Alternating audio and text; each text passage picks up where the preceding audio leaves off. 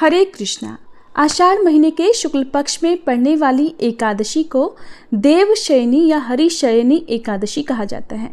ये एकादशी भगवान श्री विष्णु को समर्पित होती है और इसके बाद से ही भगवान श्री विष्णु 4 महीने के लिए क्षीर सागर में शयन करने के लिए चले जाते हैं। उसके बाद से कोई भी शुभ कार्य नहीं होता और देव उठनी 11 के बाद सभी रुके हुए शुभ कार्य और विवाह आदि कार्य फिर से संपन्न होते हैं। ऐसे में इस साल देवशयनी एकादशी कब मनाई जाएगी, व्रत का पारण कब किया जाएगा और देवशयनी एकादशी का महत्व क्या होता है और किस प्रकार से इस दिन पूजा करनी चाहिए, ये आज की इस वीडियो में आप जानेंगे। देवशयनी एकादशी इसलिए भी महत्वपूर्ण है क्योंकि इस दिन से भगवान विष्णु भगवान शिव को 4 महीने तक सृष्टि के संचालन का कार्यभार सौंपकर योग निद्रा में चले जाते हैं। इसलिए देवशयनी एकादशी के दिन सभी भक्तों को भगवान विष्णु, माता लक्ष्मी के साथ साथ भगवान शिव का पूजन भी अवश्य करना चाहिए। इस बार जुलाई के महीने में 3 एकादशी व्रतों का शुभ संयोग पड़ रहा है, जिनमें पहला एकादशी व्रत 2 जुलाई को रखा गया था, जो कि आषाढ़ महीने के कृष्ण पक्ष की योगिनी एकादशी का व्रत था।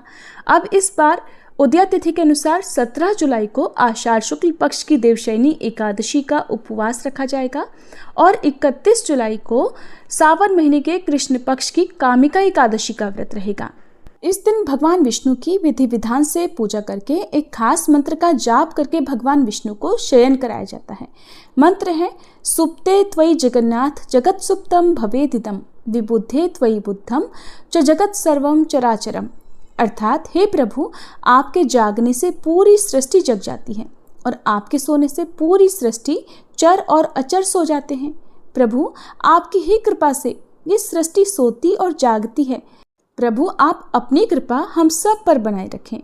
इसके बाद हरिशयनी एकादशी के दिन भगवान विष्णु की विधि विधान से पूजा करें ताकि पूरे 4 महीने तक भगवान विष्णु की कृपा बनी रहे।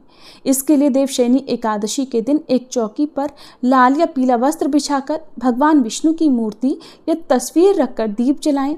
उन्हें पीले वस्त्र जरूर अर्पित करें, पीली वस्तुओं का भोग लगाएं, भगवान विष्णु के मंत्रों का जाप करें। अगर कोई विशेष मंत्र नहीं आता है तो केवल हरि नाम का भी निरंतर जाप करते रह सकते हैं। अगर मंत्र जाप कर रहे हैं तो तुलसी या चंदन की माला से जाप करें तो अत्यंत शुभ रहेगा। फिर कपूर जलाकर आरती करें और भगवान विष्णु को शयन कराएं।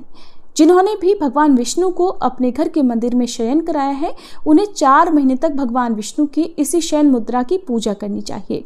फिर देव उठान एकादशी के दिन विधि विधान से भगवान को जगाना चाहिए। भगवान विष्णु की पूजा में तुलसी के पत्ते भोग के साथ अवश्य रखें। हर दिन भगवान विष्णु के समीप 1 लोटा जल भरकर साथ में कोई भी मौसमी फल या पीली मिठाई का भोग भगवान को लगाते रहें। तुलसी का पत्ता यदि भगवान के भोग में नहीं होता है तो भगवान अपने भोग से असंतुष्ट रहते हैं, अपना भोग स्वीकार नहीं करते हैं।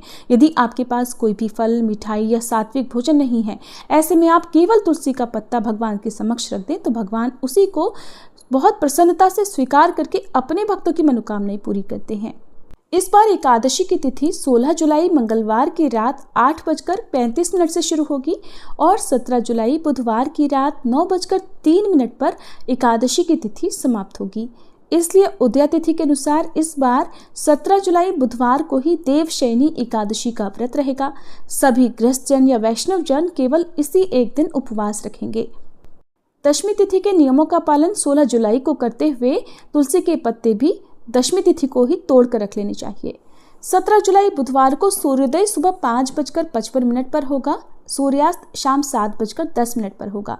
ब्रह्म मुहूर्त सुबह 4:18 से 5:06 तक रहेगा। इस दिन कुछ शुभ योग भी बन रहे हैं। अमृत काल दोपहर 4:23 से 6:03 तक रहेगा। शुभ योग सुबह 7:04 तक रहेगा और बाद में शुक्ल योग प्रारंभ हो जाएगा। राहु काल दोपहर 12 बजे से 1:30 बजे तक रहेगा। इस बार देवशयनी एकादशी के दिन 4 शुभ योग बन रहे हैं। देवशयनी एकादशी के दिन सर्वार्थ सिद्धि योग, अमृत सिद्धि योग, शुभ योग और शुक्ल योग बन रहे हैं।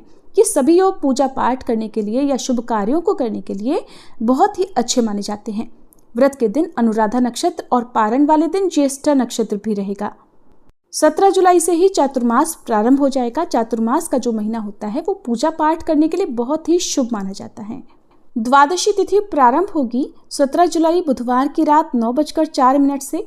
इसी के साथ हरिवासर का समय भी शुरू हो जाएगा और 18 जुलाई गुरुवार की रात 8:44 पर द्वादशी तिथि की समाप्ति होगी। द्वादशी तिथि के दिन यानी 18 जुलाई गुरुवार को सूर्योदय सुबह 5:55 पर होगा। सूर्यास्त शाम 7:10 पर होगा। ब्रह्म मुहूर्त सुबह 4:19 से 5:07 तक रहेगा। राहु काल दोपहर 1:30 बजे से 3 बजे तक रहेगा। द्वादशी तिथि की पूजा आप ब्रह्म मुहूर्त में कर सकते हैं, लेकिन जो हरिवासर का समय होता है उसके बाद ही व्रत खोला जाता है।